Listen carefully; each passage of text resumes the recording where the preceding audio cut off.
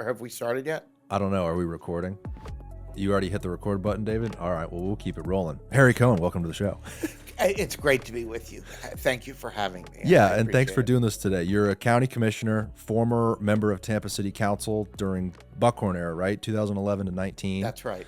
You're the what's the title on Tampa Bay Water? Explain what you do, sir. Well, so similar to when I was on city council, county commissioners have different board assignments that we do in addition to our duties on the Board of County Commissioners itself. And in my case, that includes serving on Tampa Bay Water, where at this particular time, I'm the chairman of the board. And then I also serve as the commission's representative on the Hillsborough County Aviation Authority, which of course is Tampa International Airport, among other things. And then also the Straz Center and a few other MPO and, Sure. and a few other Tampa Bay Regional Planning Council, Tampa Museum of Art, which I actually do in a private capacity, but I'm on their board as well. And then on Hillsborough County Commission, is there a chairperson that appoints the commissioners to these different boards? How does that work? So on city council, the chair appoints everyone to the different boards. We've seen how that can work in the last couple of weeks up close. But on the commission, it's a little bit more of a democratic process, and we actually go around and choose which boards we're going to be on, and then if there's a conflict, the board actually votes on who they're going to send. In my years on the commission, it's been a fairly amiable process, and we haven't really seen anybody get supplanted off of a board that they've wanted to be on. And definitely deference and respect are given to people who've served for many years on a board and developed a certain amount of expertise. If you were going to give me the difference between being on city council and being a Hillsborough County commissioner, obviously there's a sort of jump up in a jurisdiction, right? But what is the difference in how you can actually get things done? Do you have more capability on commission because it's a higher level? Such a great question, because people ask me this all the time. And, the biggest difference between being on the county commission and being on the city council is the existence of the mayor in the city, where the mayor does not exist in the county. In the county, we have a county administrator who is a professional executive who is hired by the commission. In the city, you have the elected mayor who is in a strong mayor form of government, and that mayor appoints the police chief and the other department heads. In the county, the people in many cases elect the other officers, like the sheriff and the clerk and the tax collector and the supervisor of elections, and there are some others as well. But the rest of the staff works for the administrator and for the board. And so the lack of an elected political entity at the head of the executive makes the job of the county commission that much more enhanced and that much more relevant. I also think the size of the county makes a huge difference. The county's budget is like $9 billion compared to the city that is, somewhere between 1 and 2, depending on how you calculate it. So it's a really big difference in scope. The county is larger than 11 states. It's got more people in it than the state of Maine, which is really incredible when you think about how big. That's crazy. Yeah, right. I mean, it's a very, very large and complex organization. And so I think that county commissioners just have a broader scope of responsibility, and it's enhanced by the lack of an elected executive. What a difference that would be. I mean, just with the recent news in the last few weeks, this and really the last few years of the sort of tug between the administration and then city council, I'm imagining Tampa City Council if there was no mayor, like if it was, and certainly some governments are set up like that, right? I mean, aren't there some, like Sarasota, I know, is not set up like Tampa. The mayor is a member of Sarasota Council, right? There's no elected mayor in Sarasota. And so that council has more room to kind of navigate? There's a lot of different models. Tampa has a very strong mayor, Yeah, as you know, right. and that it means that there's going to be a push and pull Yeah. between the mayor and the city council that you're not going to ever see on the board of county commissioners, because the administrator doesn't bring things to the board that are going to fail.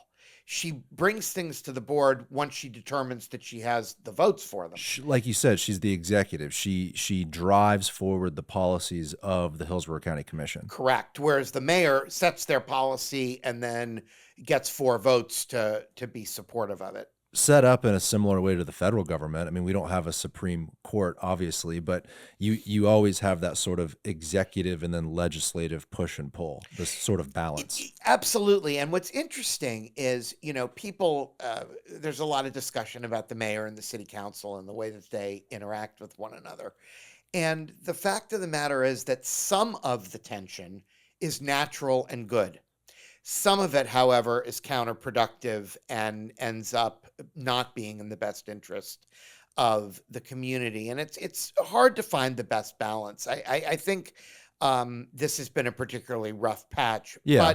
But in many cases, during the years that I was on city council, for the most part, things were pretty copacetic between Mayor Buckhorn and the council. It didn't mean that the council went along with every single thing he wanted to do. Right. But generally, my recollection is that he and his staff would work to find the 4 votes that they needed, and if they didn't have them, they would get them. It's nice you said some level of disagreement is sort of a good thing, because discourse is like that's the foundation of America. Well, I mean, that, going back to the founding of this country and the founding of little local municipalities, counties, states, it's been about people with different grievances getting together and arguing and disagreeing, but then forming solutions and moving forward. That's the whole point. and I often say, if we all agreed, computers could do the job. Yeah, what's the point? What's the point of even doing this? But the fact is that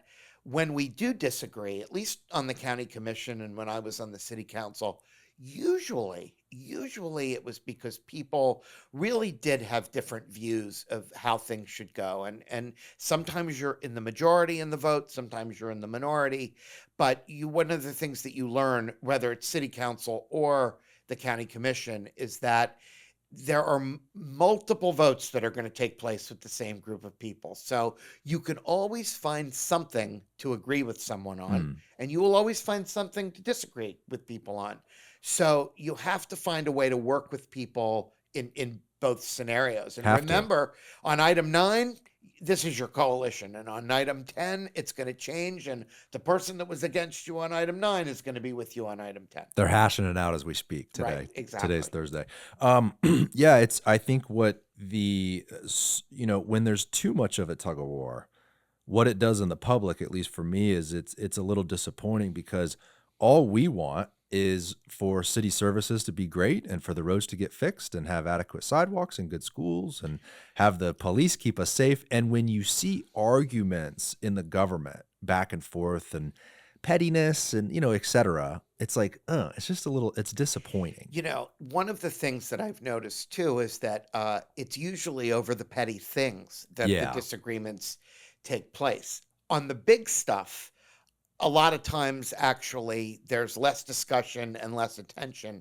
And that is also a disservice, because it always is better when I talk about the big stuff, the solid waste assessments and the state of the landfill and how much room we have in it, whether or not we have enough water in the reservoir to keep ourselves supplied through the dry season. These are the big questions. How we're going to make sure that 9/11 response times are kept below the standard, so that we never have a situation where people call 911 and they're waiting, 10, 11 minutes right. for a response. That's unacceptable. Mm-hmm. Those are the things I think that we ought to be talking about, even whether we should have 1 or 2 day garbage delivery. I mean, those are pickup. Those are serious issues. I guess they deliver the garbage somewhere, right? Well, but that's all those are also the things people pay attention to. Like, for the most part, people are just trying to live their lives and provide for their families Yeah. and get along and move about our economy. And when the garbage is not picked up and when the police have longer than expected times when they show up, then people really start to pay attention. Hey, what the hell's going on? Yeah. The little petty things, a lot of people don't really pay attention to. You know, it's breeding inefficiency really for no reason. So I hope they can all get along. We'll see Mhm. what happens here. How did you get involved in politics? From what I read about you, you started in 2011 is when you were first an elected official, correct? Well, that's right. But before that, I worked for a number of years for Pat Frank when she was the clerk of the circuit court of Hillsborough County. I was her chief deputy for 6 years before I ran for city council. And as a lot of people who have worked in the courthouse know, when you go to work at the courthouse, you really are thrust into a very political environment. And getting involved then in county government and starting to understand the clerk's office is very interesting because it's really Oh, I bet. where the county and the courts and the state all come together in terms of the real mechanisms that keep government going and funded. And I just really developed a huge interest in it. Yeah. And that was really more than anything what led me to run ultimately for city council in 2011. 2011. So in Yeah. the clerk's office, from what I know and what I use it for, it seems like it's mostly paperwork type stuff. So in the time I was there, the biggest project that I worked on, and this is probably the biggest project I ever worked on in my whole life, Wow. was the process of turning the court's paper-based system to an electronic To system, digital. to a digital system where people could e-file and could look at documents, on their mobile devices and on their computers. And when I first started, which was in 2005, everything was paper files with carbon paper and filing cabinets and great big orders for folders and everything had to be filed by hand and clocked in with an old-fashioned Wow. clock. Wow. And so the question almost immediately became, how are you going to get us to a point where we can change to a digital system and go without paper? And as you know, if you use the court system at all today, it's now entirely paperless. Yeah. And I would say that I spent probably a decade, both before I was elected to city council and after, working on the various different projects that made that transition in the courts. And of course, we didn't do it alone. We had to work with the judges and the Right. state attorney and the public defender and the sheriff and the state in order to integrate what everybody needed, not just for court, but also for the traffic system. That's also the Holy system that smokes. deals with all of the tickets that are written and all the summonses that are issued and all the different court appearances that are required every time somebody gets pulled over for a traffic infraction. Wow. Make sure to talk into the mic, by the way. Yeah, Straight into yeah. it. Yeah, when I was there filing our marriage paperwork, I noticed they had a section that had old maps and deeds from literally like the 1800s. So when you say, "Oh, we went digital," it's like they probably had to go back, through It- all that So sort I of stuff. think if I remember correctly, we went back probably to like the 1950s Yeah. in terms of the digital. Right. And then everything before that that's required to be kept is kept in a hard form. Now, what happens at the clerk's office is there's retention schedules for everything. So a lot of information can be destroyed or gotten rid of after a certain amount of time. But, felonies and things that are of a more serious nature have a longer retention. Wow. David, can you look up how many people lived in Hillsborough County in 2010? Check out what that census was. Because what I want to get to is how dramatically this area has transformed. And you've been in politics since then and even before then, really. Yeah. Basically, since sounds like the early 2000s. Yes, yes. Been tracking all this stuff.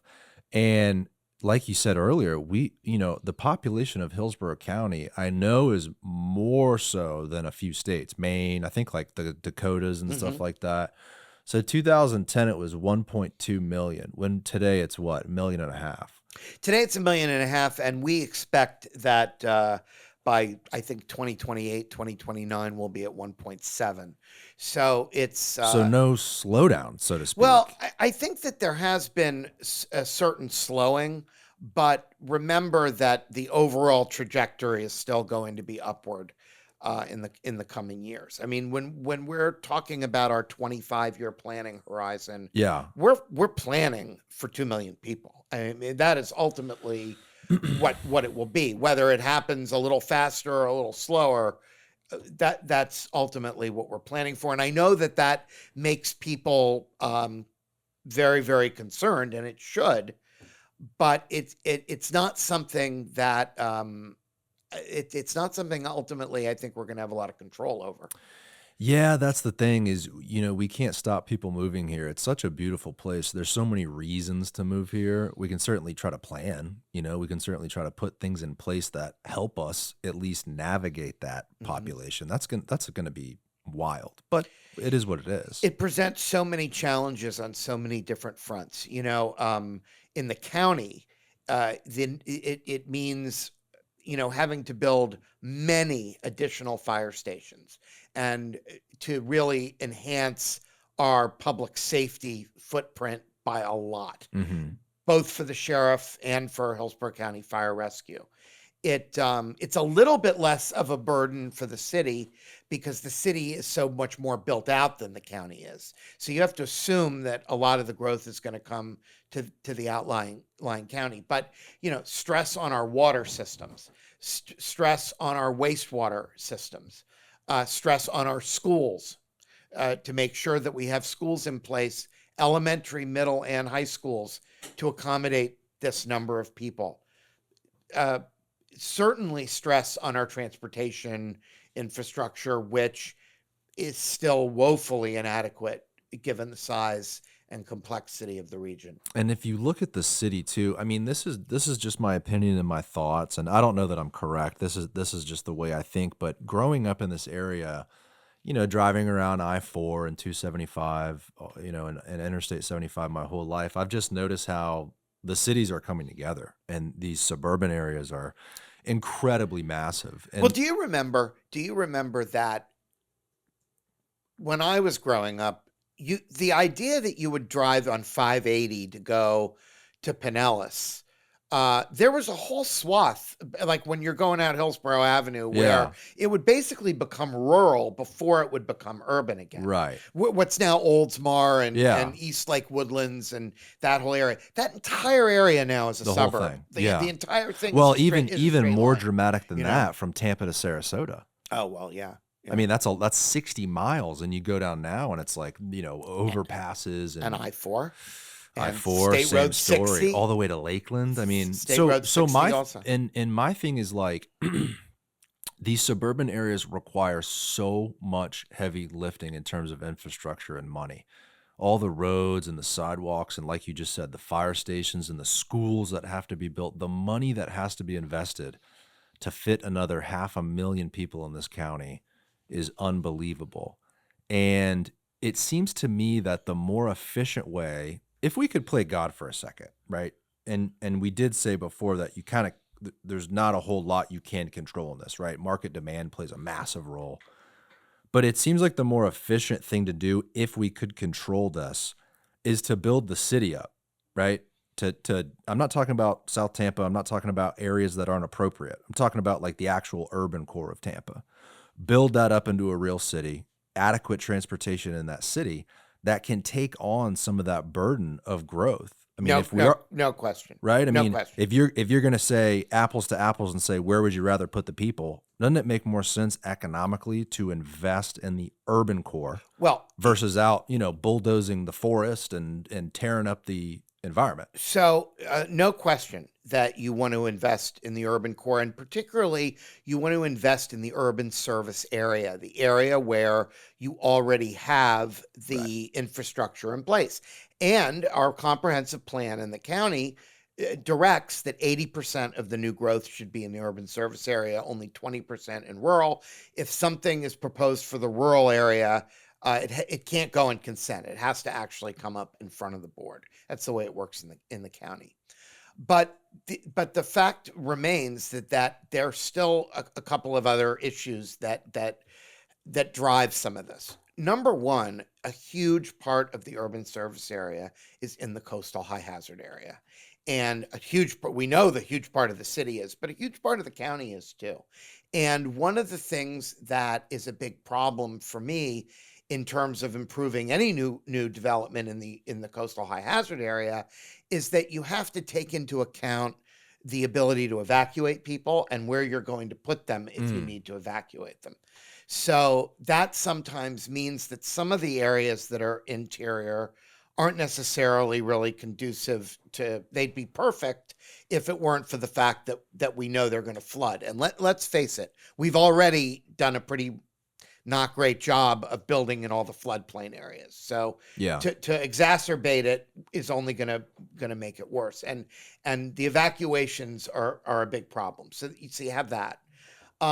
You also have the fact that there are a lot of neighborhoods in the urban core that feel like they're totally saturated with people now. Right. Their streets can't handle any more traffic. The people south of Gandy will tell you they can't possibly have anything else down there that it's been so built. Can I clarify one thing? Yeah, Just side note. sure. When I say urban core, I literally mean like like the downtown Ybor, Tampa Heights, like this traditional Yes. urban core of Tampa from a map 100 years ago. Yeah. Well, right? no. Look, Because South Tampa was the suburbs at one time. The truth is that there's if you go out, I mean, there's a tremendous amount of multifamily development going on between the Gasworks project Oh, yeah. and Right. some of what's going on now in Tampa Heights, West Sure. River. I mean, downtown itself. I mean, there's definitely been, I think, a huge amount of progress in that Sure. way. Sure. But at the same time, there are people that want to live in a more suburban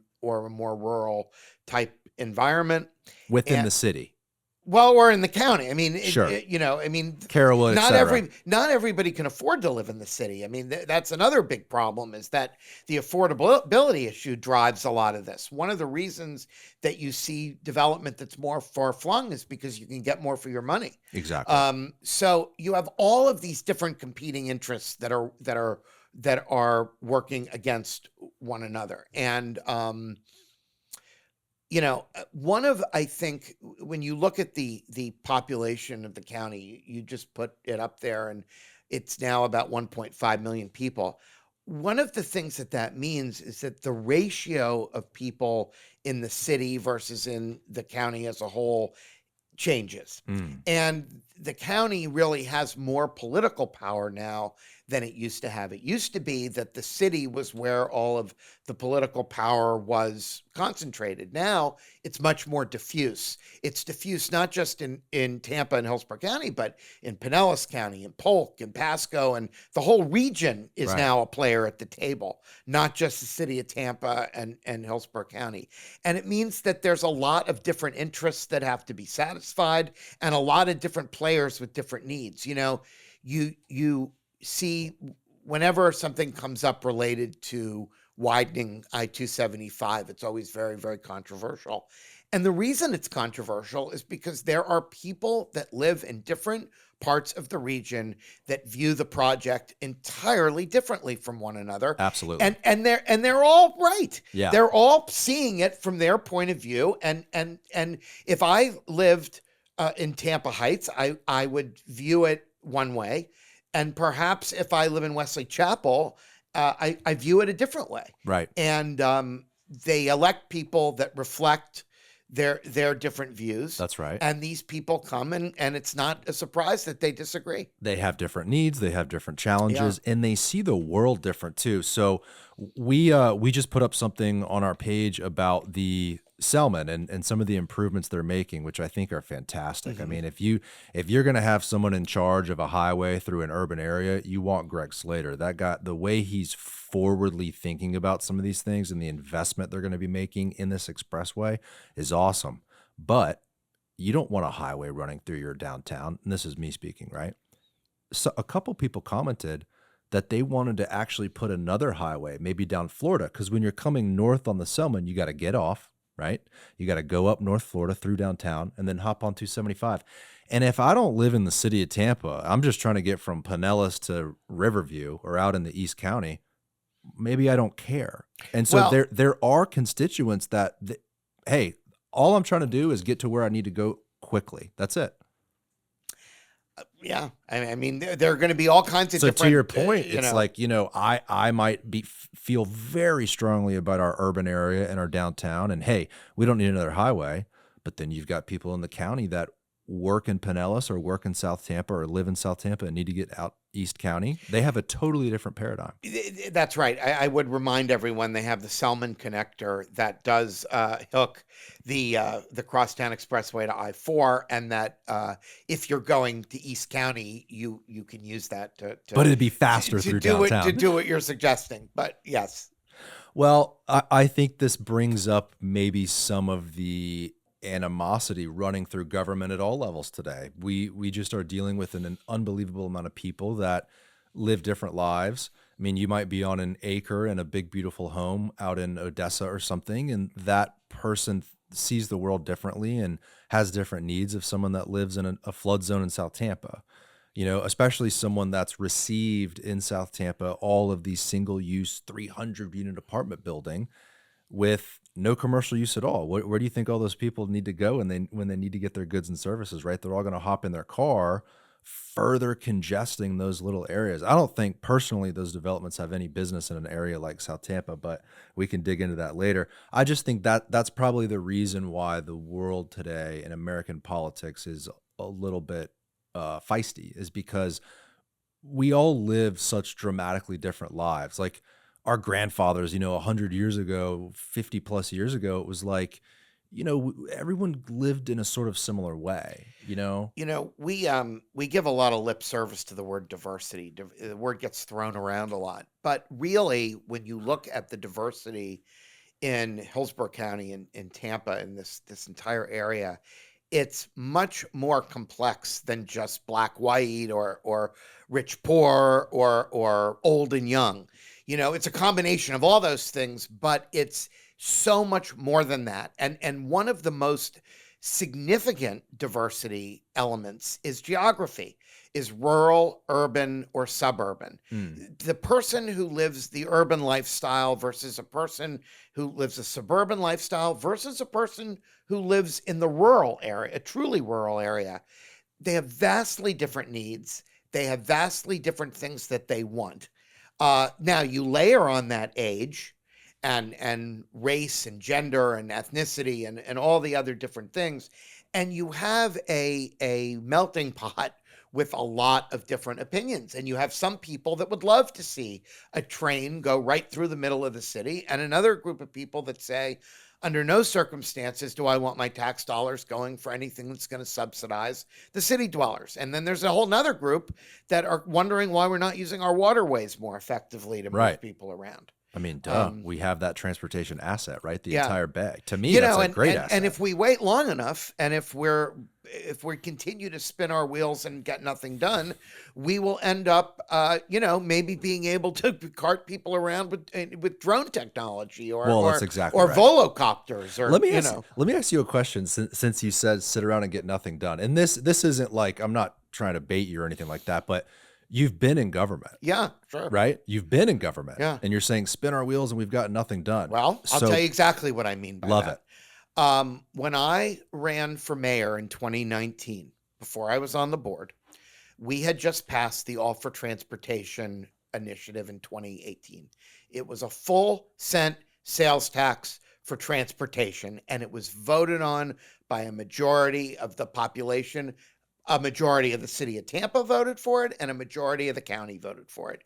It was a very, very widely popular initiative, and it would have transformed this community. And I was very proud to have worked on it at the time. And I thought at the time that it was hugely important. And the fact that it passed was a reflection of what people wanted. And through basically a politicized legal process, which is what I would describe it as, without getting into the whole thing. And I'm sure there are people that will argue with me, about the different deficiencies or whatever. But the bottom line is, it got knocked out. And it was a terrible, terrible blow to this community, because those of us who had been here working so hard to get this done knew that if we just had a funding source, we could start to build a true 21st century transportation system that would have served this entire community well. And by the way, it's now 2025, and we're 7 or 8 years later, we'd be seeing the fruits of it. I'll go back even further than that. In 2010, which was right before I ran for city council for the first time, the Obama administration wanted to give us money for a high-speed rail between Orlando and Tampa on I-4, and the governor rejected it. And it was a terrible blow to this region, because that also could have been the catalyst for a transportation system. So when I say sit around and get nothing done, that is true. There are many of us that have been working very hard for decades to try to get something done. And in fits and starts, we actually made progress. We tried to bring the transportation initiative back in 2022. But the bottom line of the matter was that we were just coming out of COVID. And even with that, even with the headwinds of that, Right. it almost passed. But a judge stopped the voting for 3 days in the middle of it inexplicably. And it created a tremendous amount of confusion about whether or not people's votes were going to count, and whether or not they should still vote for it or not. And unfortunately, it narrowly failed. But I don't consider that to have been dispositive of people's opinions, because it was such a screwed up process that it went through. Right. However, we've been through this a couple of times now, and there's a limit to how much effort the private sector and the business community is going to put into something when it's constantly derailed. That sucks to hear. It's almost I mean, I don't know how else to say it. Yeah. Because it's like they're giving up, Well, no, I don't think there's a giving up. I actually think that what Michael Stevens said in the newspaper about sort of the airport's view of how transportation could develop, I think really is a blueprint for how something could really happen. I actually am getting more and more optimistic, because of a couple of different things that have happened, that we may actually get back on this path. That's exciting to hear. Let's definitely jump into that. But before we do, putting aside the legal semantics, the political court system, like all of that stuff aside, is it and I know you just said it's hard to break things down black and white. Is it too simple to say it just comes down to, I live in the suburbs, or I live in the rural, community of Hillsborough County, and why do I want to pay for a train or transportation for that matter that I don't use? Is that too simple of a breakdown? Because my question is really, can't you just go to your fellow commissioners at the next meeting and be like, let's put something on the ballot for transportation? I mean, I know that's a simple thing to say, but no, first of all, I don't believe that the votes exist to do that right now. Is it because of what I said at first, where those constituents are never, we'll never vote for something like that because we'll never use it? I think that's a huge part of it. Sure. But that's not the only thing. There are some other issues too. One of the other problems is that our structures of government in this area, and by that I mean in Hillsborough, Pinellas, and Pasco, all of us, our structures of government do not lend ourselves to having an easy time speaking with one voice as a region when we go to Tallahassee and Washington to advocate for money.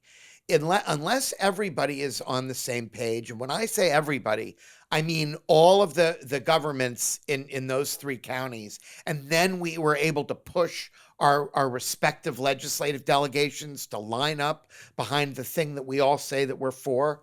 Without a lot of unanimity and a lot of unity on a path forward, it's very, very hard to get the state and federal dollars that you need to move forward. an example of where we were able to be successful was the Howard Franklin Bridge, the new Howard Franklin Bridge.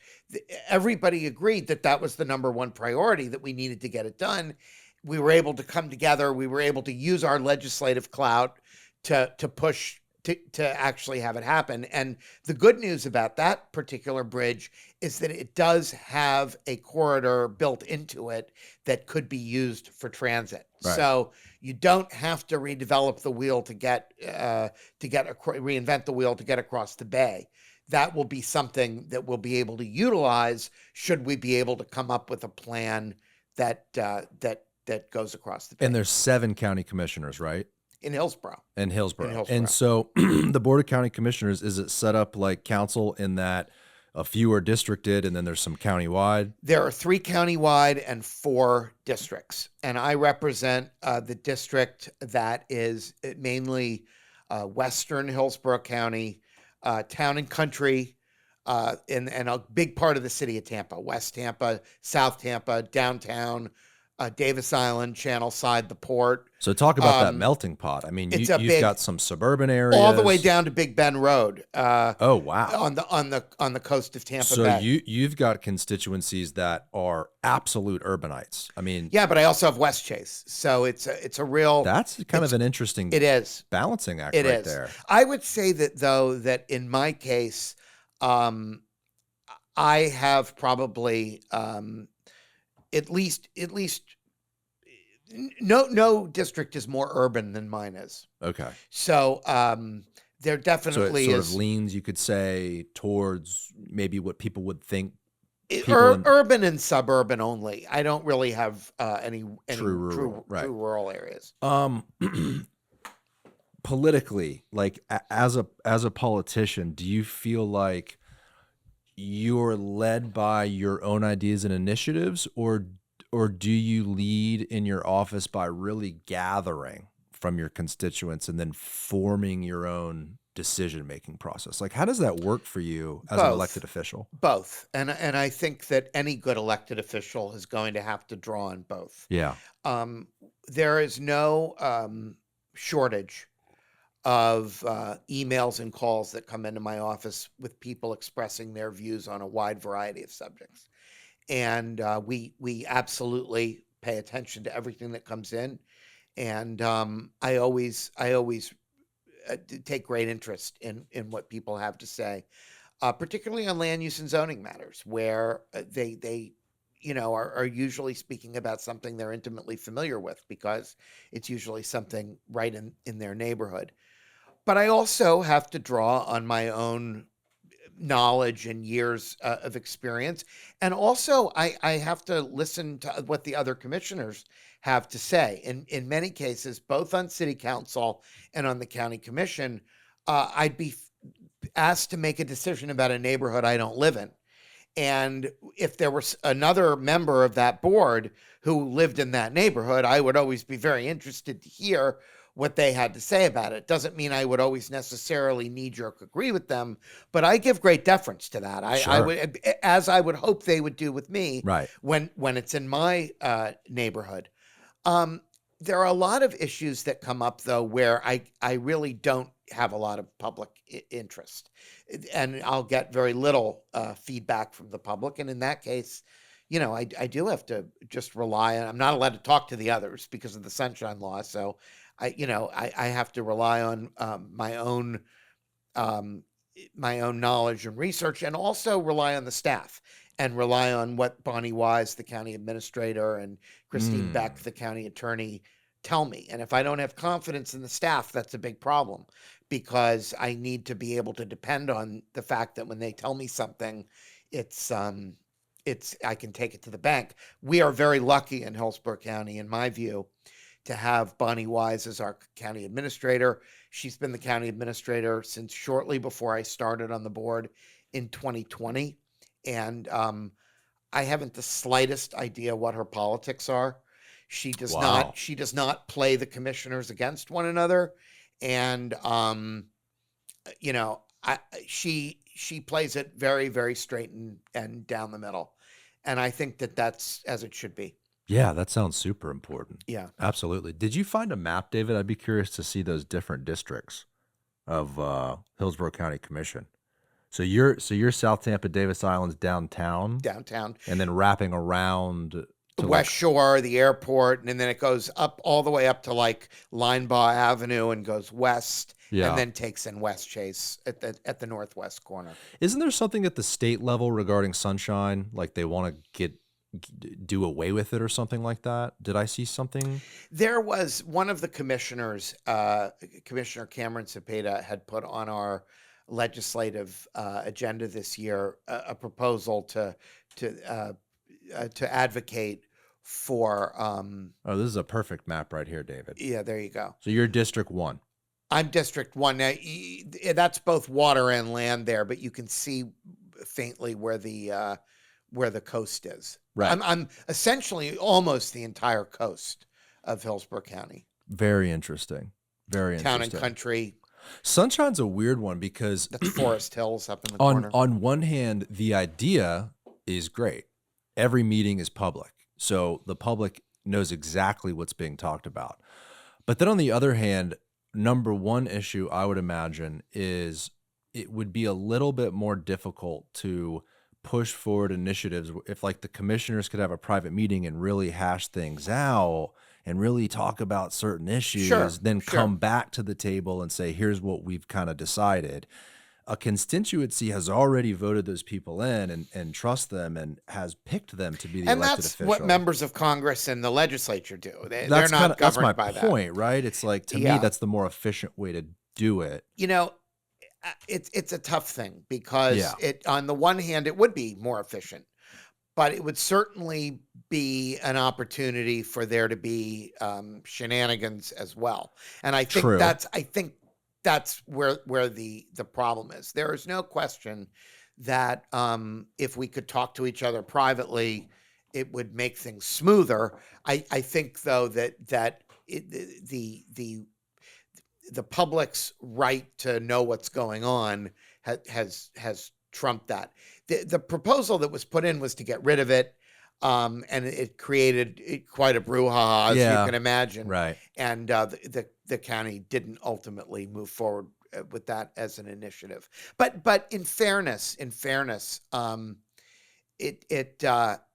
the city of Tampa, it's actually in a way more of a problem, and I'll tell you why. Okay. Because it really, when you have a strong mayor form of government, because the council members are prohibited from talking to one another, they really are at a very significant institutional disadvantage in terms of dealing with the mayor. See, the mayor can talk to any council member.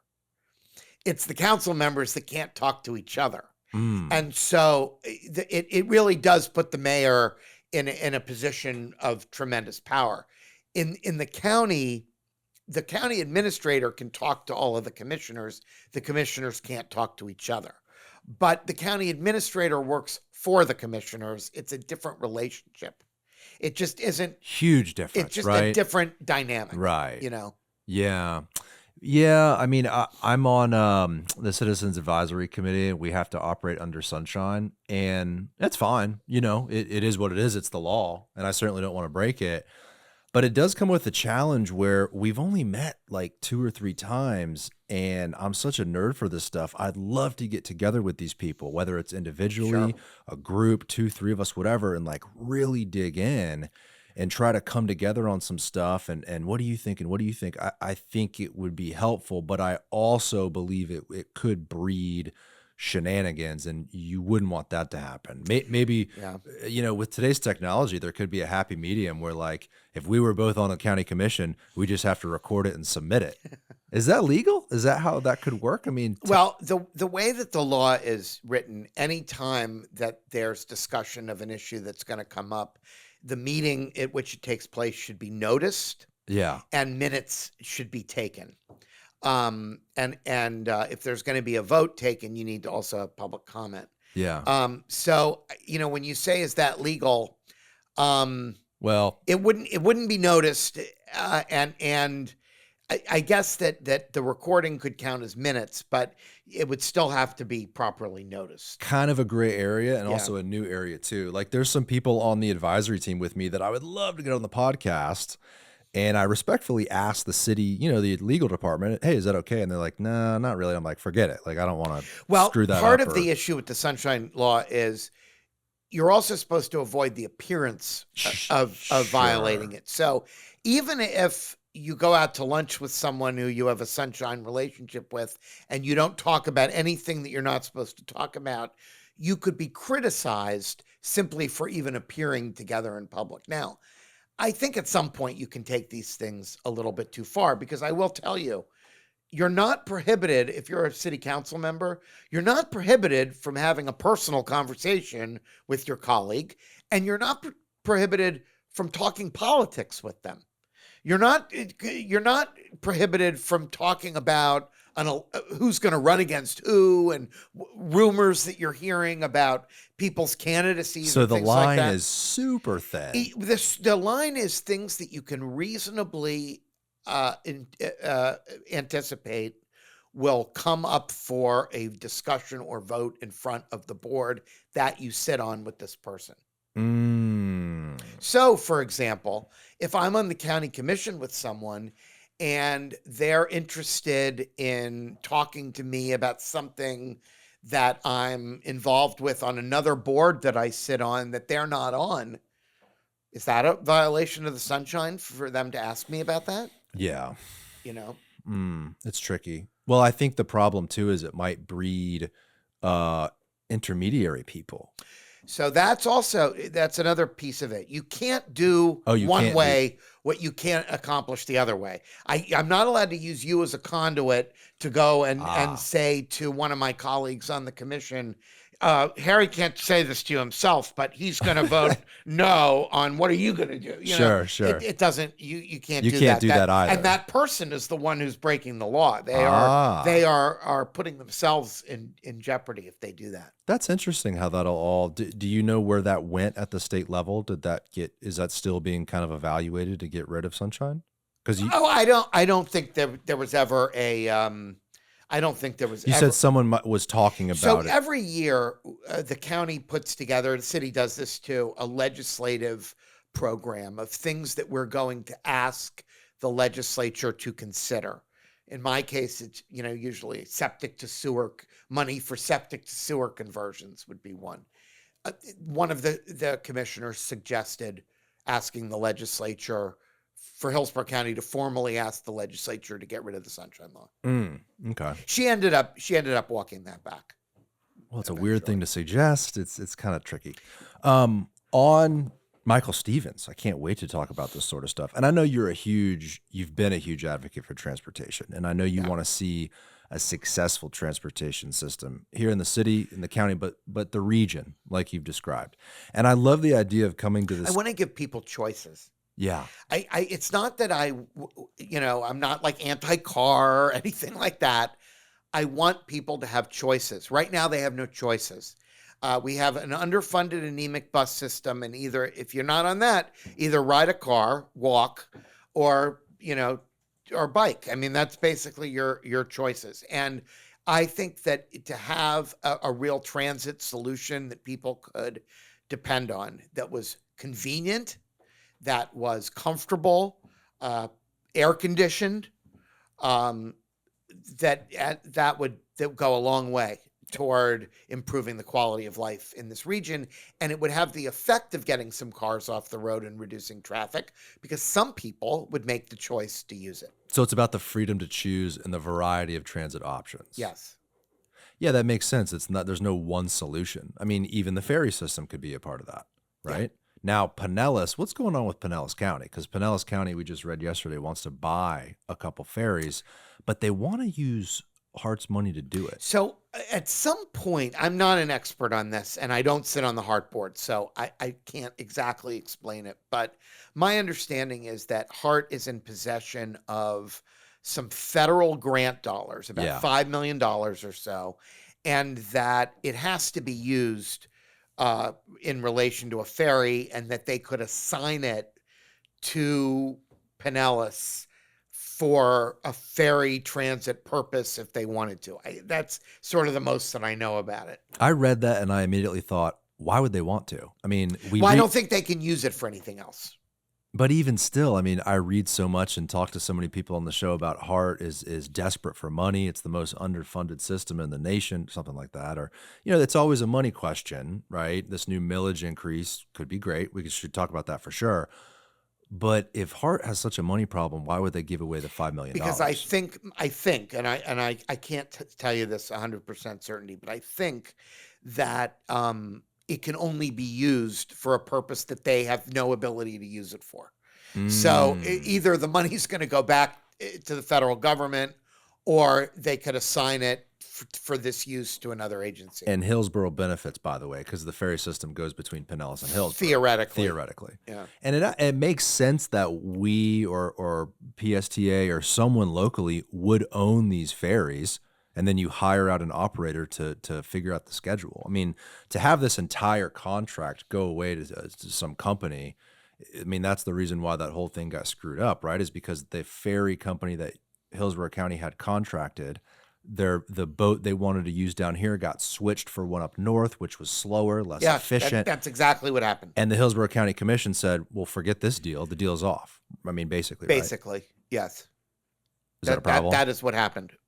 In terms of, well, because to me, it's a loss. It was a pilot program to really see how things worked. And here's the issue with the ferry. The ferry was very successful as an amenity, as something that people enjoyed. Sure. As as almost a recreational type activity.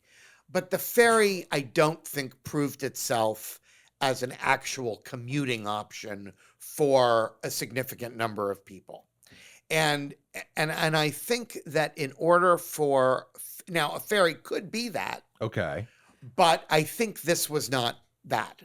And I think that it's that iteration of it specifically in terms of the timing, the schedule, all of the above. Right. And I think that what we ought to be looking at is a ferry service that could be both, that could be used during commuting hours as a commuter vessel, and it could be used in other hours, perhaps in a different route for a more recreational type use. For example, there was always a demonstrated need to take passengers from Apollo Beach to MacDill Air Force Base. Oh my God, yeah. That's been a real dream, to have water transportation to do that.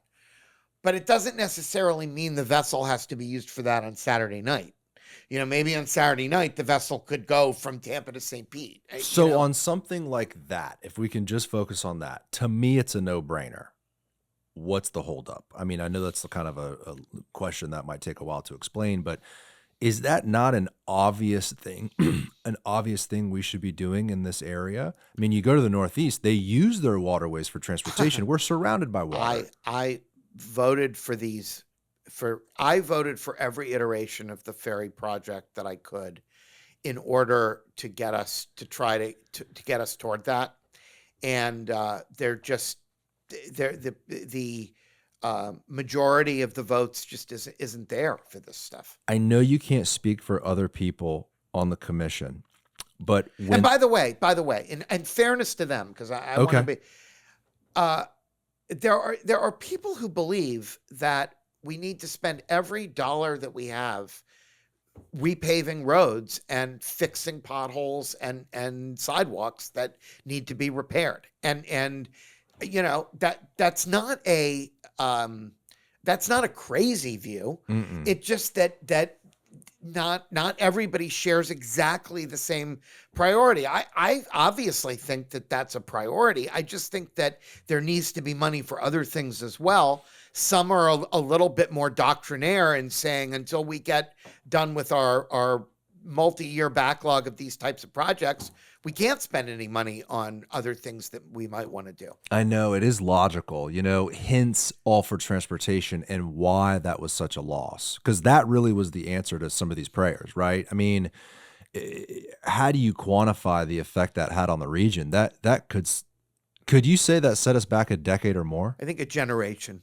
A generation. I do, because we just one of the things that has been explained to me before, and I would give Kathy Castor some credit for helping me to understand this a little bit, is that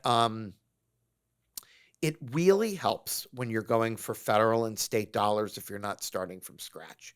If you have something in place and you're building onto it or expanding it, making it better, making it larger. So if you would have had, for example, the high-speed rail, just the one link from Orlando to Tampa, the catalyst of the development that would have been created around where it Mm, terminated, and the idea that something else could have met it where it terminated and connected you to a USF or to Tampa International Airport or to somewhere in downtown, whatever it was, that's how you build a system. And all of a sudden, from a couple of different independent spokes, you now have a connection that runs across the whole region.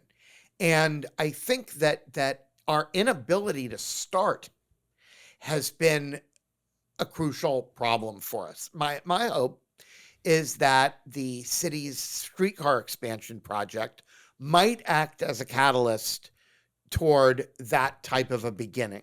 sure. And another thing that could be the catalyst would be if Brightline ultimately comes and connects Orlando to Tampa. That could be a catalyst, So right? it basically boils down to it's a bad look. The federal government has tons of different municipalities that they look at to give grants to. And when they look at our region, these people can't even get, one thing done. So why would we give it to Well, them when, I gotta start it. Jacksonville's already started? I got to start from scratch. I got to start up the whole thing from scratch. I got nothing to even hook to. Right. There's nothing on either end of the termination of a route that it's not enough to just get people from point A to point B. At A and at B, they have to be able to go other places. Right. That's why what Michael Stevens was talking about at the airport is so important, because what he laid out was the very beginnings of what you could see would be a network that would take people across the bay, that would connect them to the airport, and then connect them to downtown Tampa and perhaps to Brightline and then up to USF. Now, he's just in charge of the airport, of course. How big of a role does he have to advocate for something like this? Is his position, now that he's the new CEO, important for coming out and saying, "Hey, we need a transportation solution"? Well, interestingly enough, and this is going to be interesting to people that really get into the weeds. It might throw some people into an afternoon nap, but we have what's called the Transportation Planning Organization for Hillsborough County, which is a mixture of county commissioners, city council members, um, people like Michael, the head of the airport, Greg Slater, the head of Expressway Authority, the Port Authority. We all come together. The school board has representation. We all come together and make transportation planning decisions. There is a move afoot to combine our TPO with the similar organizations in Pinellas and Pasco and have just a regional group. And one of the things that's been proposed as part of the regional group, which would be um, obviously some of the people on the groups would lose their seats, so it's going to require some delicate negotiations to come up with exactly what the right formula. But one of the things that's been discussed is making sure that both Port Tampa Bay and Tampa International Airport have their own seat on that regional MPO, because they are regional players. They're not really, neither of those, because they're located in Hillsborough County, can effectively be represented by Hillsborough County. They need to have their own voice. And I'll give you, if you want, a good example of why that is. Please. I mean, expressway widening is a great example. I am the county commissioner who is on the Aviation Authority. I am also a county commissioner representing the people of Hillsborough County on the Metropolitan Planning Organization for Transportation. When an issue of whether or not to widen a segment of the expressway comes up, which hat am I wearing when I'm sitting there? Am I representing the airport or am I representing the people that voted for me? Well, of course I'm representing the people that voted for me, but where I'm going with that is I can't effectively represent the airport has to have its own advocate. Why do I say that? Because the airport's major source of funding, one of them is rental car income. And so you can't expect the airport not to vote for more road capacity. That would be really against their interests if they did that. But I can't be expected as a county commission to cast my vote only based on what's in the best interest of the airport. I have to think about what's in the best interest of the whole community. And this episode is brought to you by the official remodeler of the TBD podcast, Kohler House Remodeling Company. Built on the belief that every homeowner deserves a premium experience, Kohler House is redefining high-end home remodeling with their commitment to integrity, craftsmanship, and quality communication. Their work speaks for itself, from condos in the towers of Channelside to 100-year-old homes in South Tampa, creating spaces that are both stunning and functional. What sets Kohler House Remodeling Company apart is their dedication to not only transforming homes into beautiful spaces, but to elevating the standard of residential general contracting.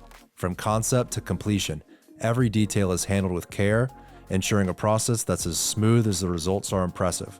To learn more, check out our partner's website at kohlerhouse.net, KOHLERHAUS.net. This episode is sponsored by Chansey Architecture and Interior Design. Rooted in the heart of Ybor City for over 35 years, Walt Chansey and his team are trailblazers in their field. Beyond their work across the United States and the Bahamas, Chansey has shaped some of the most iconic residential and commercial spaces that serve as gateways to Cigar City, including Casa Marti and Casa Gomez. What sets Chansey Design apart is their ability to preserve the soul and character of historic buildings while seamlessly integrating modern design and functionality. They blend tradition with innovation, creating spaces that honor the past while meeting today's needs. Check out their work at www.chanseydesign.com. What the people that voted for me want. So there could be a circumstance, and there has been in the past, where I might vote one way and the airport might vote another way. Yeah, I mean, that makes sense, right? For them to have a seat at the table. Because for where those you stand on those issues ultimately sometimes is dictated by where you sit. But isn't that all decided at the state level?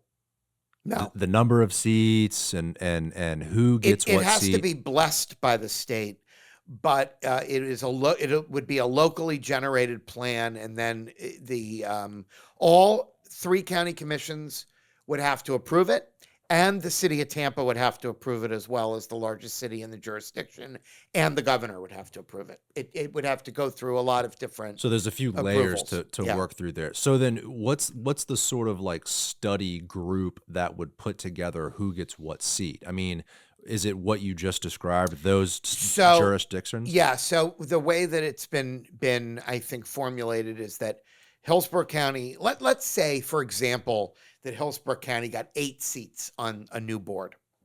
And they didn't include the airport or the port, though they were separate. Then the question would be how many county commissioners, how many city council members, the mayors of the 3 cities, the expressway authority, the school board. It would be up to the Hillsborough County group to decide how to allocate its seats. So the question there is, well, if the mayor of Tampa gets a seat and the mayor of Plant City gets a seat, are those 2 equal constituencies? Well, no, obviously not. Tampa represents way larger. I wouldn't see a scenario where the mayor of Plant City or Temple Terrace would get their own seat. They might alternate for one seat with the school board. I mean, only to use an example to describe, there's a sort of fight, so to speak, as to who gets what seat and how many of them. Yes, that's why probably the Board of County Commissioners would get the most seats, because they have the widest jurisdiction. One thing I've heard at City Council is that they're fearful that the city's voice will be drowned out. And the city has advocated for, like we talked about, widening the interstate. And there's just some things that the city of Tampa feels that they haven't been represented adequately on. Look, I'm not going to tell you that their fears are not founded, But I think the argument the other way is that the direction that we've been going with 3 different MPOs dividing the region in thirds means that we're never going to make any progress at all on a regional transportation system unless we can find a way. Now, it's interesting that you brought that up, because Tampa Bay Water is one of the few really regional entities that exists and functions successfully in this area. And part of the reason is because everybody adheres to the governing rules and acts with the region's best interests at heart, and we share the water. We share the water. And let me tell you, it's not always that easy to share the water. All the water comes basically from Hillsborough County, okay? And a ton of it comes from the city of Tampa, because Hillsborough River is a main source. Pinellas has virtually no fresh water of its own. The drinking water in St. Pete, for example, comes from Hillsborough River or other sources around. Wow, I didn't know that. So Tampa, what's the entity? Tampa Bay Water. Tampa Bay Water is Hillsborough, Pinellas, and Pasco counties, and each county has 3 votes. Hillsborough has 2, and the city of Tampa has 1. In Pinellas, it's Pinellas County has 2, and the city of St. Pete has 1. And in Pasco, it's the Pasco County Commission has 2, and the city of Newport Richey has 1. And the 9 board members get together and hire an executive director, and they completely control the distribution, the wholesale distribution of water that all of the different municipalities in our region purchase, and we all pay the same price. The only difference is that the city of Tampa gets a pretty large amount of water off the top before they have to pay anything, because the water comes directly from the Hillsborough River. It's in an area that belongs to the city. In an area so the ownership of the system that pumps and filters the water out of the Hillsborough River is owned by the city of Tampa, and therefore they get that. No, it's not because they own it's not because they own geographically. It's because geographically the river is theirs, right? In terms of where we source the water. But the bottom line is we all share it. This was the agreement that was made 25 years ago, and we all share the water. And from what you described, like, things are working sort of well. I mean, you just said that, hey, we get along for the most part, the water's clean, etc. So the idea, because you're kind of stepping out into the unknown when you talk about a transportation board that's all of these counties. Wasn't there one in the last few years that did exist that now doesn't? T-BARTA that doesn't exist anymore, and I can't really speak to it because I wasn't on it, and I don't know exactly why it failed. It did fail, and it never got any funding. Was probably the main reason that it failed. It also failed to get a quorum because there were certain people on it that actually didn't want it to meet. It that's a whole nother. Sure. That's a whole nother. We won't go down that road. But because that's dead and it's over. But it is unrealistic to believe that we could have a regional transportation board that had the same number of votes from Pasco, Pinellas, and Hillsborough. The population differences just are too large for each of the counties to have an equal representation. But the way that the city of Tampa's concerns could be addressed would be based on what accommodations they were given to make sure that they were adequately represented to their liking. The way that it would work, the city would have to sign off on it. So the mayor would have to sign off on it, and then they'd have to get 4 votes on city council to back up whatever agreement they signed. So the mayor, whoever that is, because it may be this mayor, it could be the next mayor, would have to go into the negotiation prepared to get enough for the city that they could get 4 votes on city council to go along with it. And so the idea is you get these counties together, you come to the table at the state and federal level from this regional sort of power perspective, and then you've got the numbers, right? You can add up the population, you can add up the traffic counts and all that sort of stuff versus one city, one county. It also has to do with how many legislators represent those 3 counties. Right. Because if you have 3 counties of this size that have legislative delegate, if you have a third of the legislature essentially representing those 3 counties, and the 3 counties come together and say, here's This our is what we priority need. list. This is what we want. That puts tremendous heft behind those asks. And And so the bigger the project, the more that you're going to need that to make it happen. And so that could be an alternative solution, like All for Transportation was in a different capacity, meaning some sort of federal funding that could go to HART and a little piece of it could go to PSTA, et cetera, et cetera. I think it's going to take a lot of things. I think it's going to take a much more coordinated regional effort, as I said.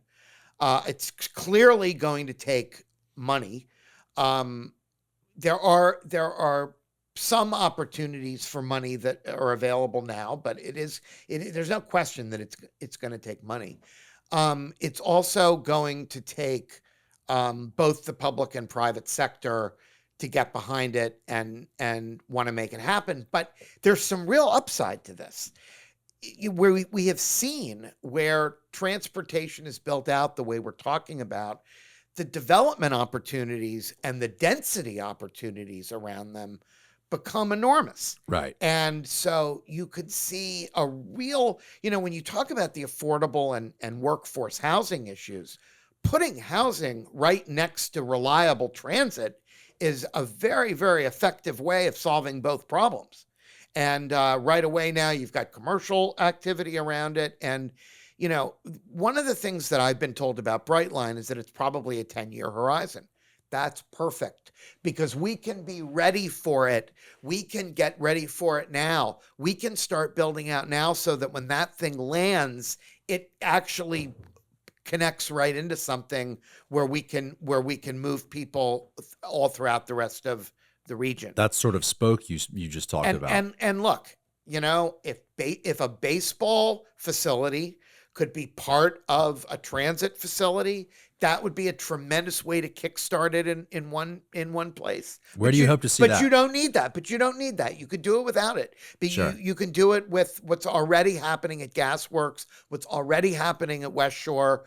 The airport itself can be a catalyst for that type of development. Now, during 2019's mayoral election, that was a big deal. I mean, there was a few people. I think the sort of public opinion at the time, and certainly a lot of the candidates were saying, not one penny towards a sports stadium. That was sort of the thing, and I think that was popular. Now I think it's shifted. I think people are a little bit more comfortable with maybe figuring out a way to get the Rays over here in Tampa. I always get a real chuckle when people make definitive statements like not a penny for this or I'm absolutely against this because look. Really? Not a penny? How about 10 cents? How about $1? That's exactly the point. There is a number at which you would do it. Okay. It's worth something. Right. The question is how much. Okay. The question is how much and where's the money going to come from and who's going to pay it. Yeah. And until you know the answer to those questions, it's really hard to make a decision, yes or no. Right. I always say to people when they ask me about it, it totally depends. It depends on the deal. It depends on where it is. It depends on who's paying for it. And it depends on how much public money it would cost. I know, and we all know, that we have a lot of needs in this community. A lot of those needs were exposed by the hurricanes. A lot of those needs are exposed every day when you go out into traffic and the traffic is bumper to bumper. I mean, we all know that we have no shortage of challenges. One of the things we're going to have to do, because they're county-owned facilities, is we're going to have to pay for the refurbishment of Amalie Arena and Raymond James Stadium to NHL and NFL standards. And that we're going to have to do. We own those facilities. We must maintain them at absolutely top-notch condition because we want to host future Super Bowls and Stanley Cups and those types of, Taylor Swift concerts and things like that. And you have to have a top-notch facility. And both of those things are going to be extremely expensive. Yes, they're both going to be extremely expensive. And they're aging. But they are not going to cost as much as building new facilities would cost. So they're certainly not going to cost anywhere near what it would cost if we got a brand new football team or a brand new hockey team. So we must make those. I'm saying here now, we must make those expenditures. Now, the CIT tax that just got approved in the last cycle, the half cent for 15 years, that money can be used for those types of expenses. Mm. So we do have a funding source for some of that. But to the degree that we have any kind of a deal on the table related to a baseball facility, the money would have to come from somewhere other than the CIT, because the CIT is not permitted to be, at least to my knowledge, not permitted to be used for a new stadium. So we'd have to see what we could afford to do. There is a number at which it makes sense, and there is a number at which it does not make sense. And with everything we've talked about today, I don't know where that's going to land. And with this entire conversation and all these other things that are very expensive, it seems like that number probably would be pretty low, and maybe one that wouldn't really be attractive to a baseball team owner. You know, the baseball team owner is going to want probably a serious investment from the county government. You know, I don't know, but I will tell you this: I think we're the 11th largest media market in the country. This is a place where you want to be on TV. Yeah. This TV market is valuable to Major League Baseball and to whoever owns the team. And I have no idea what those numbers look like, but my guess is that this market, even with the constraints on how much public dollars are available, this is a very attractive market for Major League Baseball. So there is a number.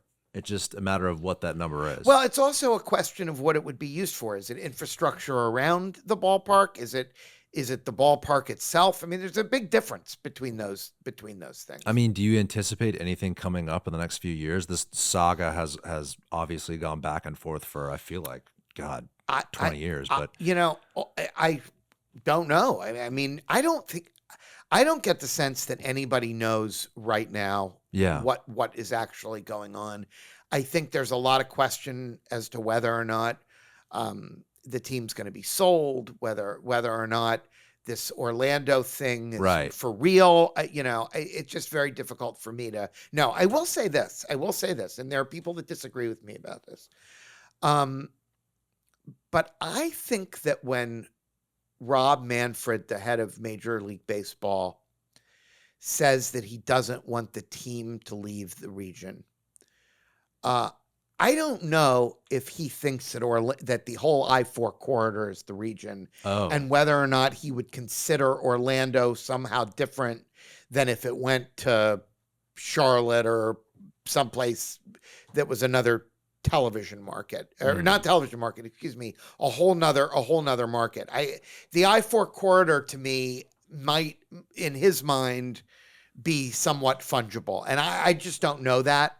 And when you say people disagree with you on that fact, because some people tell me no, he absolutely means to sell Tampa Bay, because it's the Tampa Bay television market that Major League Baseball wants. But there are other people that say, it may not. They're not going to have probably a team in both markets, so maybe it wouldn't matter so much to them as long as it was one or the other. I just don't have a handle on that. So from at least your perspective, it's sure, let's talk, but certainly nothing you're staying up at night thinking about. Well, I stay up at night thinking about lots of things, but I wouldn't. There is a lot to think about. I'm interested. I'm interested in hearing what's going on, but I don't get the sense that we're at a point right now where anybody really knows. I think they're all still reeling from the blow up of the Pinellas deal. When you do sit around and think at night, there's a lot to think about. How do you keep track of it all? How do you stay at a point where you can make good decisions on facts and the numbers and this group and that group? I mean, it's a lot to track. Boy, that's a good question. I don't know. Do you attribute, how did you grow up? Did you have parents in politics? No, I didn't actually. I'm definitely the first and only person in my family that's ever wanted to do this. Yeah. And I'm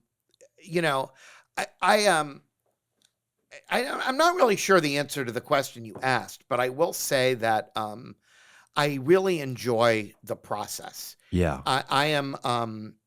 I wish I was a better retail politician. I think that I I've served with a lot of people over the years that are great retail politicians, and I really appreciate their skills. But I do think I'm very good at trying to get to the heart of the matter and trying to come up with analogies that bring sort of common sense to decision making. Yeah. And I don't, I'm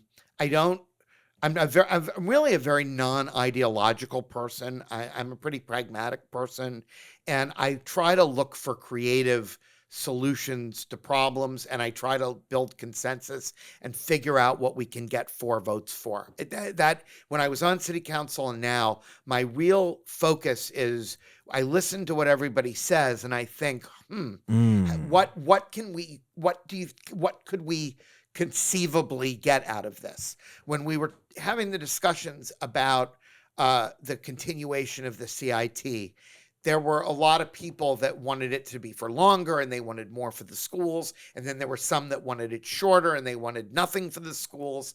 And I felt like if we were going to get anything, we needed to sort of figure out what we could get the votes for. And in that sense, I think we were successful. I think we wouldn't have been able to get it had we not taken that approach. But that really is what I try to focus on. Yeah. And so I sometimes when we have a disagreements, when I disagree with other commissioners, people will say, well, don't you get angry with each other and don't you hate each other or don't you dislike this one or that one? And what I always go back to is that you never know who's going to be with you on the next item that's going to come up. Right. And so just because somebody's not with you on one thing doesn't mean they might not be with you on another and that you might not be able to get their vote for something else. So when you approach everything that way, you try to think, okay, what could we actually can we actually get done?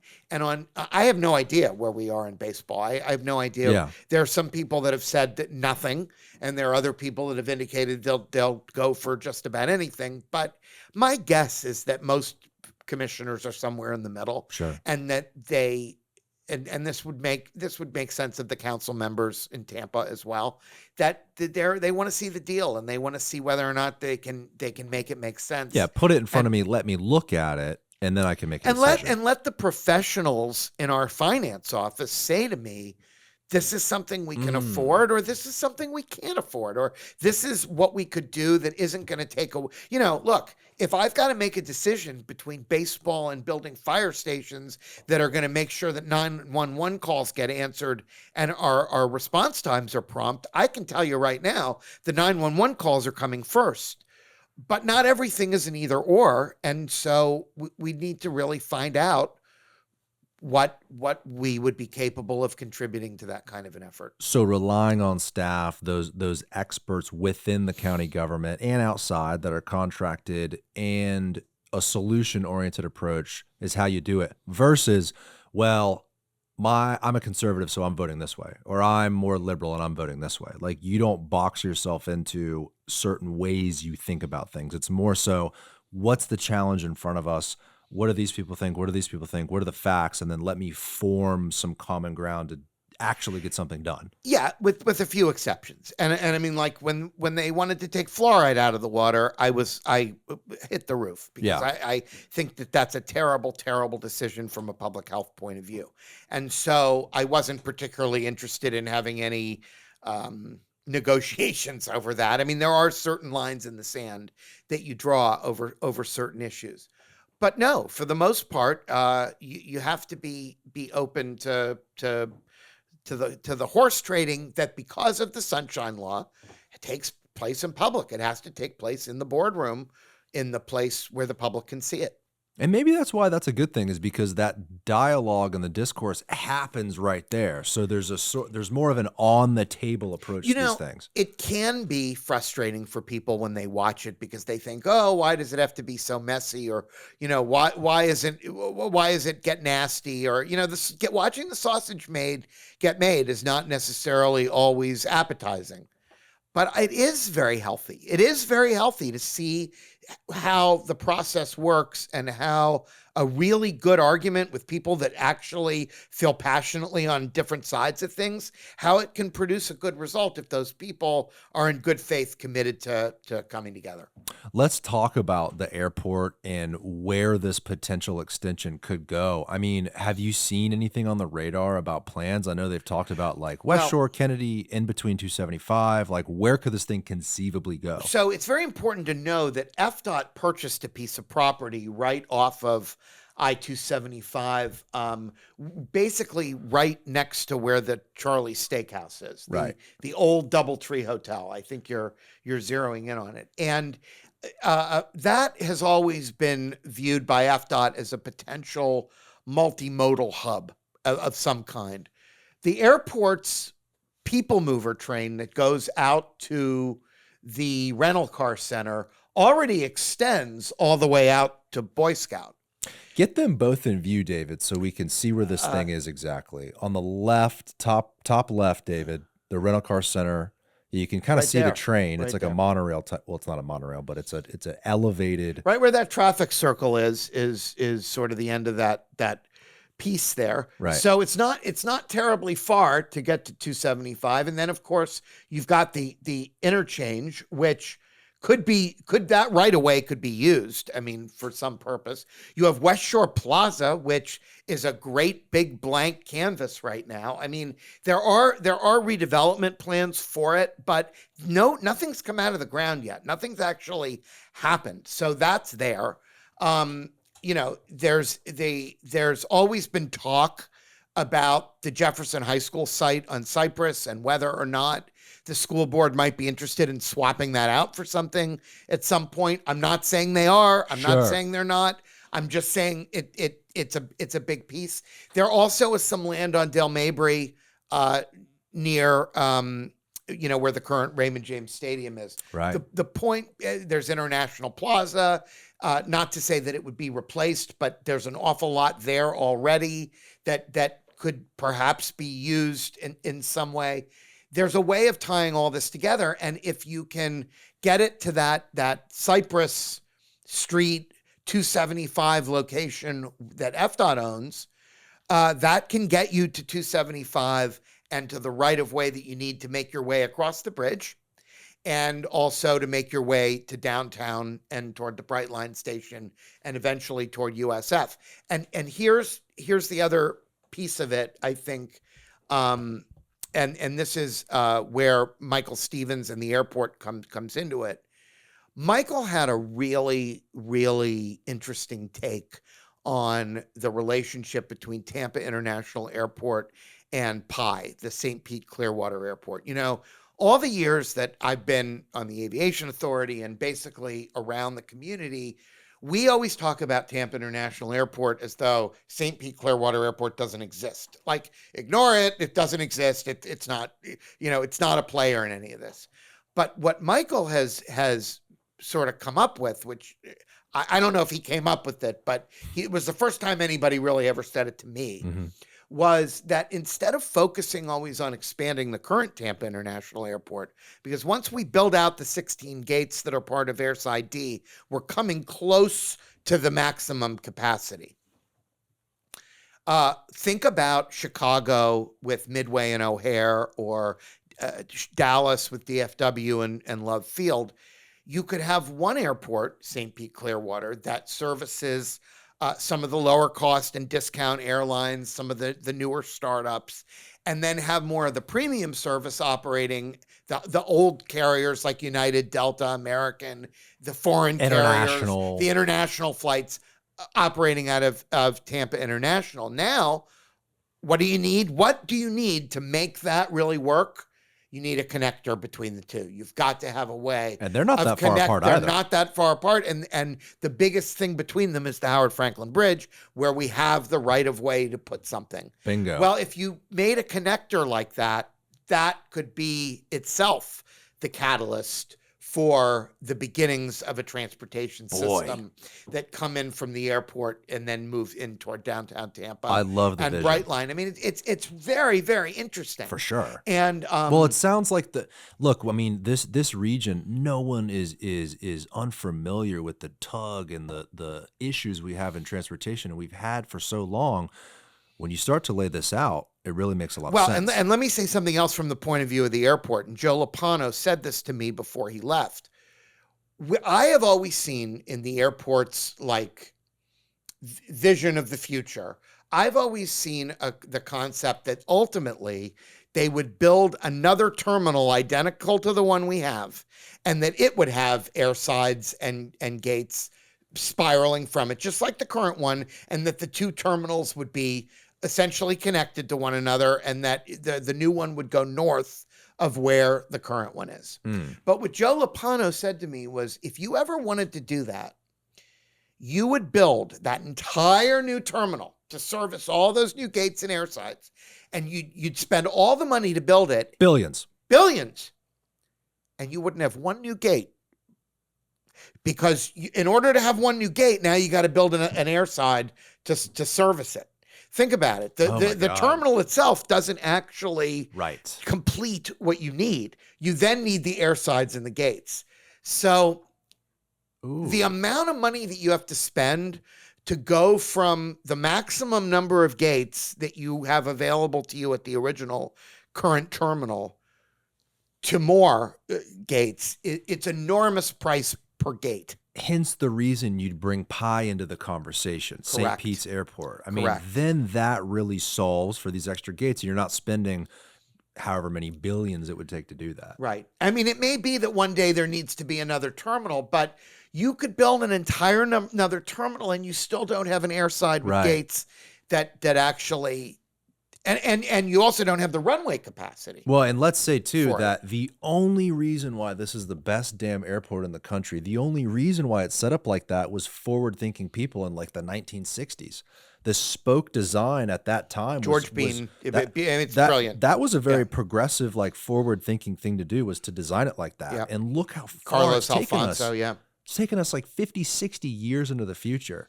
And it still works. And it still works. But the one thing about it is, if it gets any bigger than a certain size, it won't work anymore. Oh, in other words, a sort of line. Well, look, I mean, airside D is going to be up there, right in the corner. That's going to be 16 new gates. There are no gates in the spot where airside B would be. But my understanding is, given the amount of room that there is, 6 gates is the maximum that can go there.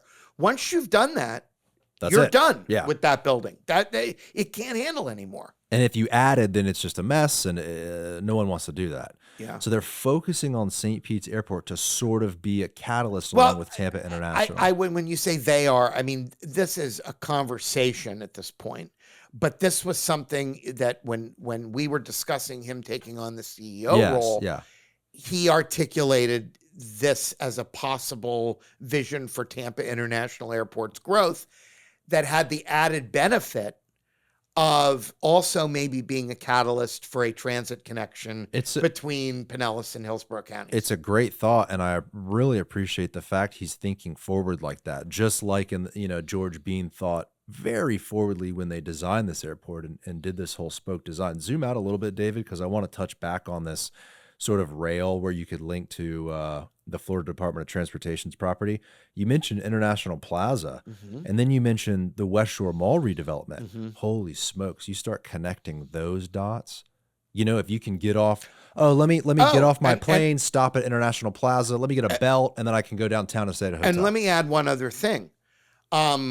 There's a tremendous amount of construction that's going to go on in the next 5 years to completely redo the interchange between State Road 60, I-275, and the Veterans, so that it's much, much more user-friendly than it is now. It's a mess right now. This right here has all got to be reconfigured because it's extremely confusing and backed up to go through that area. It is. And it's all funded, and FDOT's got the plans and they're getting to work on it. Can you see if you can find that, David? That's probably a huge project. Yeah. Another probably $1 billion, Oh, billions. deal to Yeah. try to figure that situation out. This property that FDOT purchased, when they say multimodal transportation hub, we looked this up on the show yesterday. I don't think we found a definitive answer. They don't just mean some sort of a rail system. They probably also mean what, like a bus link? They mean ride share, Could be autonomous anything. vehicle It could be one anything. day, It could be anything. anything. The airport people would tell you it could be very well mean You park a there. volocopter could take you from Holy there shit. to the airport. I Right. don't know. All the above. Sky's the limit with what you can imagine. If you imagine, if we were sitting here 50 years ago and we described some of the technology that existed today, people would have thought we were crazy. Right. Okay. We can't even imagine what they're going to come up with, but we can set the stage for it and know that we're going to have to move people around regardless of what the technology is. Right. Right. And so the idea is it could be for anything, but the real estate is owned and the pieces are in place. Now, if they could figure out a way to extend it just to that multimodal hub, maybe have a stop at the mall or the West Shore redevelopment, whatever the case may be, to me, just to take that first step would be a game changer. Huge. In this community. Huge. We've never seen anything like that. I mean, the last thing was, I guess the trolley line in the early 2000s. But even then, it was sort of like a novelty. It was the early 2000s. It was for Ybor. That was not a regional play. This, I mean, if they can get this done, that to me would show a really big step forward for this community. Be tremendous. But it's going to take a commitment of public officials across the region at all different levels of government in order to do it. And it certainly would have to be very high on the list for whoever the next mayor is going to be. So it's going to come down. Mayor of Tampa. Yeah. So it comes down to who that is and sort of their will and what they think about this and what they say to the public. That remains. Sure. The mayor of Tampa still has the biggest bully pulpit of any single individual in the area. So that seat is always important. That person is certainly going to be critical to making something happen. They're not the only ones. Sure. They cannot do it without the county. They cannot do it without Pinellas and the other municipalities over there, the airport, the port, the other big regional players, maybe the Expressway Authority, the school board.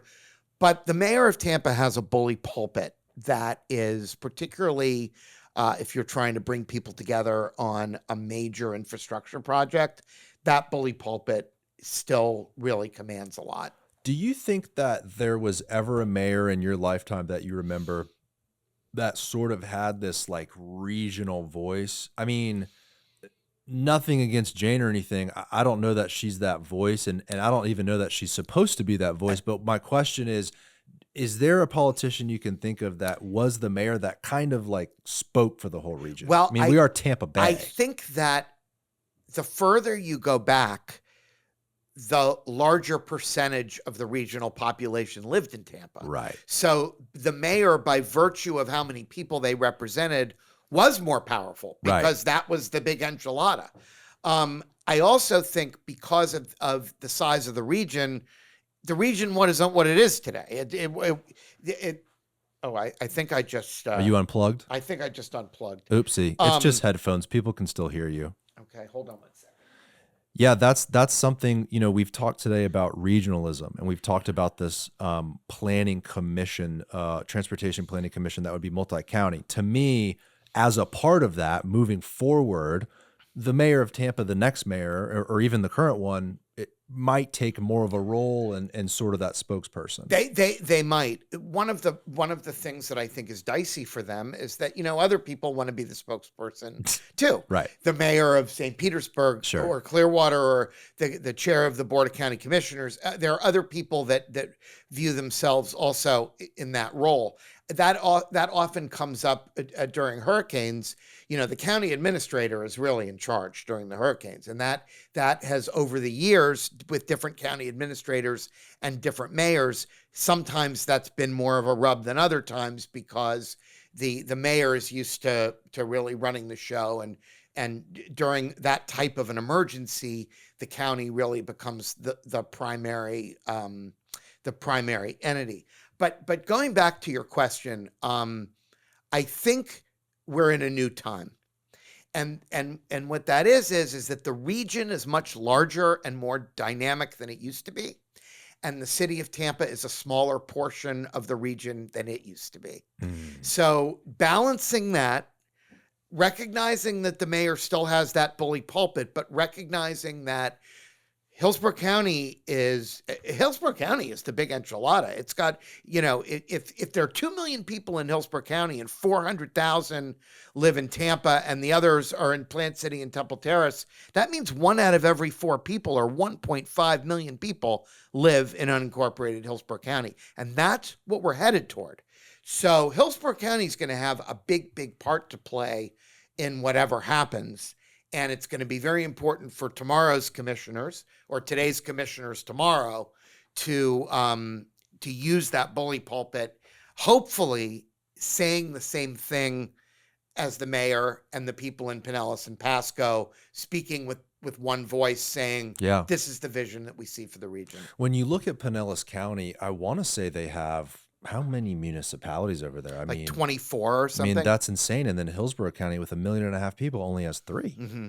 And so I saw sort of a soft article, like Wesley Chapel put something out about, we should incorporate. And, I think over the few decades, Brandon has been in the conversation. Yeah. As we move forward through the years, through the decades, does it help or hurt with some of these initiatives? I mean, you don't want to have too many cooks in the kitchen, because then it breeds the issues we've talked about with who gets a seat at the table. But then also, I fear that if you have 1 million people in an unincorporated area, they might not be adequately represented the way they should. Well, and our charter review board is right now wrestling with the issue of, should they expand the size of the board? Should there be more single member districts? And there's some really important conversations to have around that, because we are getting bigger. And I will tell you candidly, it is harder to represent so many people as part of your district. It is.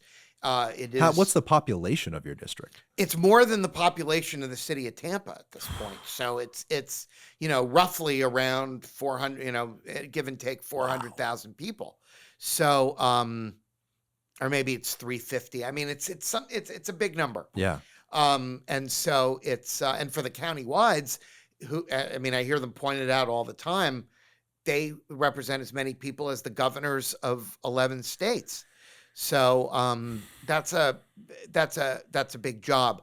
What I would say on the question of incorporation, I really don't know whether or not it is helpful or hurtful, mainly because nothing new is incorporated since I have been in elective office.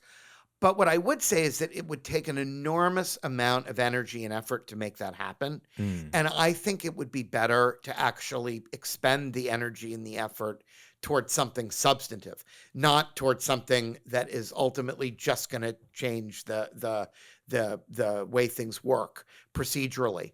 I do think that the regional MPO has a lot of merit because of the issue of speaking with one voice and actually being more effective in terms of federal and state dollars. And that is a very, very real issue. It's a very real issue.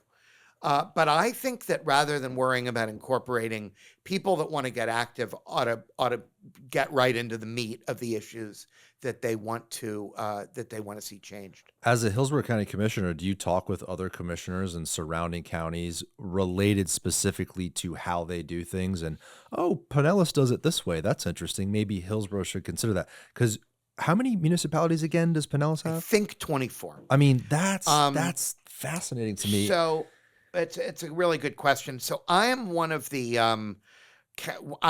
there's an association, the Florida Association of Counties and the National Association of Counties, and I am one of Hillsborough's representatives on the Florida board. And I'm not terribly active because I really am pretty busy and my plate's I would pretty imagine full. so.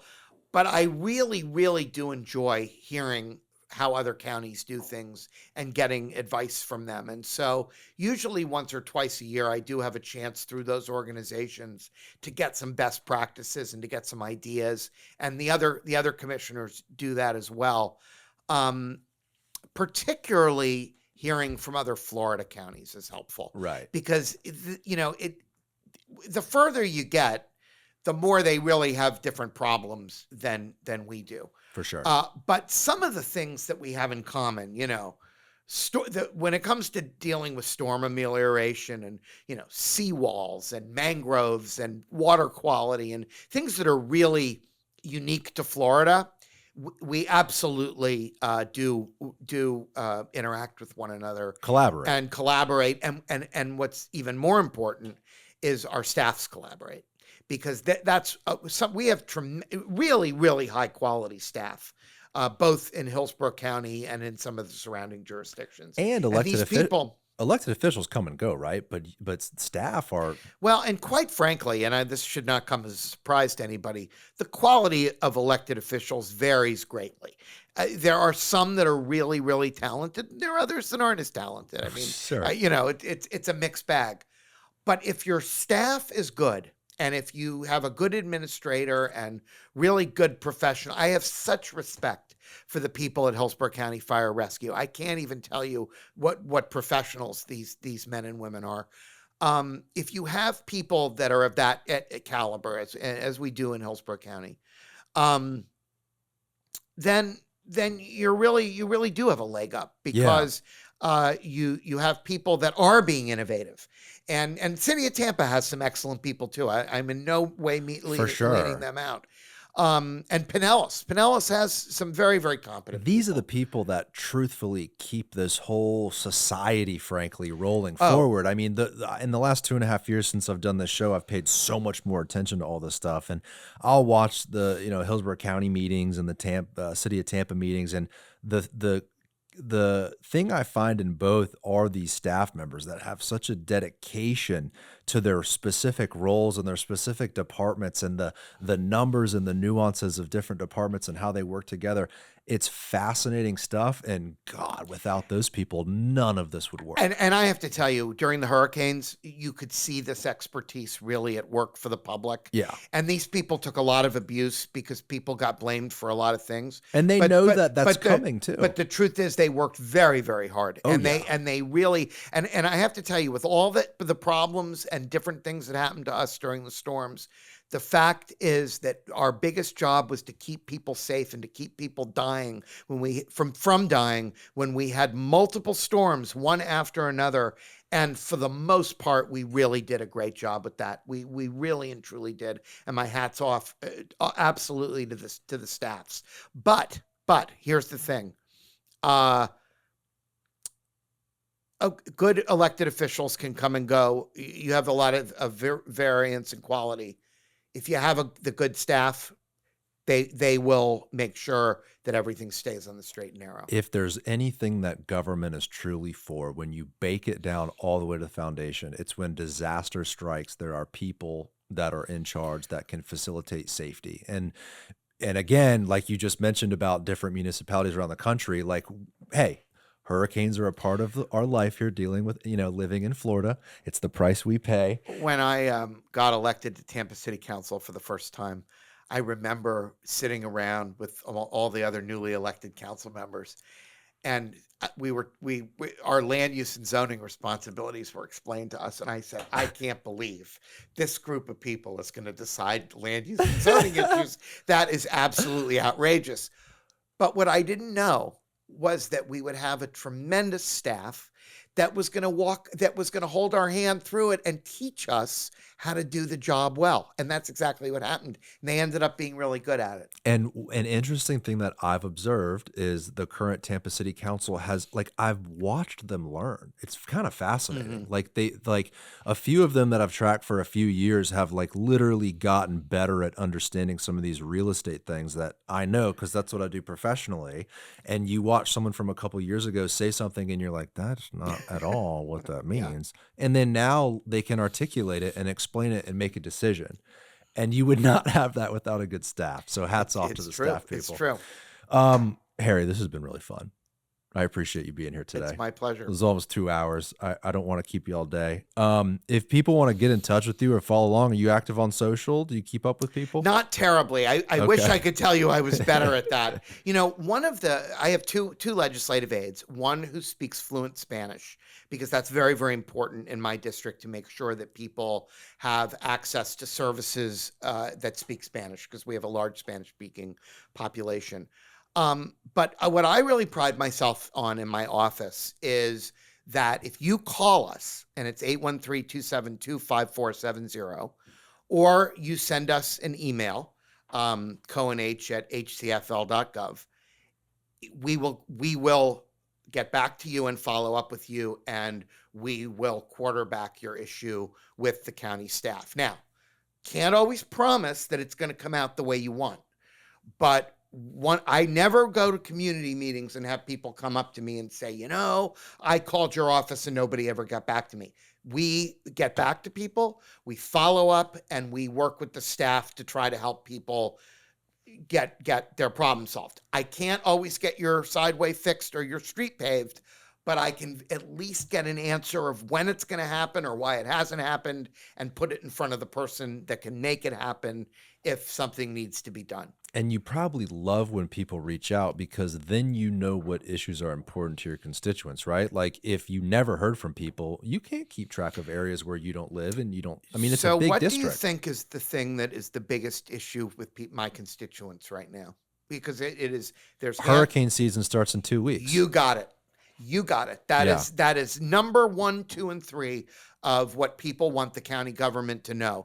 They want us to do everything we can to prepare. Right. They want us to clean out ditches and make sure that the water's flowing before the storm comes, and that the debris isn't clogging things when the rains come. Yep. And we hear that loud and clear. And we are assured by our staff that they are working as feverishly as they can to keep up with it going into the season. And we're going to be doing a lot of public outreach in the next couple weeks, telling people how they can prepare their hurricane kits, giving them information about important phone numbers that they can keep close at hand, and reminding people, the most important thing, reminding people, have a plan. Think about it now. Where are you going to go? Where are you going to take your pets? How are you going to deal with your elderly parents or small children? What is your plan going to be if you have to evacuate? Let's pray for a good hurricane season, because it's a hard thing to say, but we got lucky. We really did. If you looked at what that last storm was getting ready to do, with 18 feet of storm surge in Tampa Bay, and the hook, the dog leg it made to go south, 18 feet in Tampa Bay. The fact that that was on the news, and the fact that that was there 48 hours before it turned, that's scary stuff. And so I would imagine that's people's number 1 and 2 and 3, concern right now. It was really interesting because in Helene, a lot of people did not evacuate and did not heed the warning. Yep. In Milton? Oh yeah. I'm out. Another one? Peace out. The same people said, not this time. Anybody that had gone through the first one was a lot less flippant about the second. That's for dang sure. It scared the hell out of us, and I guess for evacuation purposes, that's not such a bad thing, right? Because we've enjoyed some good storm seasons for a few years, and this one was a little bit of a reality check. God bless us. I hope it would be really wonderful if we could get through a summer without a repeat, because this community could use a little reprieve from that. Absolutely. Commissioner Cohen. But if it happens, we're ready. We are doing everything we can to be ready. You give me a lot of confidence. Thank you for saying that. Okay. Thanks again, Commissioner Cohen. All right. Bye, everybody.